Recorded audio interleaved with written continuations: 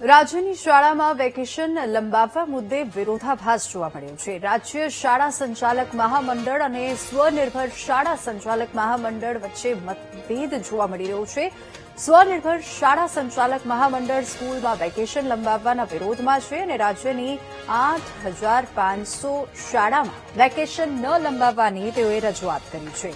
તો સ્વનિર્ભર શાળા સંચાલક મહામંડળે સીએમને અને શિક્ષણ મંત્રીને પત્ર લખીને રજૂઆત કરી છે. વેકેશન લંબાશે તો કોર્સ પૂર્ણ કરવો એક મોટો પડકાર બની જશે. નવા શૈક્ષણિક સત્રમાં શાળામાં ઓનલાઈન ક્લાસ ન કરવાની પણ માંગ કરવામાં આવી છે અને વિદ્યાર્થીઓના હિતમાં સરકાર નિર્ણય કરે તેવી પણ માંગ કરી છે. રાજ્ય શાળા સંચાલક મહામંડળે ગરમીને કારણે વેકેશન લંબાવવા માંગ કરી છે. જે અત્યારે વેકેશન લંબાવવા માટેનું કારણ આપવામાં આવે છે કે પાણીની તંગી અથવા તો પેટ્રોલ ડીઝલની જે છે એ મુશ્કેલી, તો માત્ર સમાજની અંદર એક જ સેક્ટર એવું નથી કે જેને કારણે જે છે બહુ મોટો ફેરફાર થાય.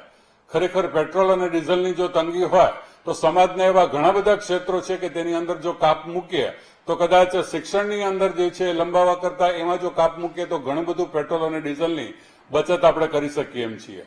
કારણ કે આજે શાળાની અંદર કદાચ 1 કરોડ વિદ્યાર્થીઓ અભ્યાસ કરતા હોય તો નાના બાળકો તો કોઈ પોતાના વાહનો લઈને જે છે આવતા નથી હોતા, એટલે એને કારણે કોઈ ફરક નથી પડતો.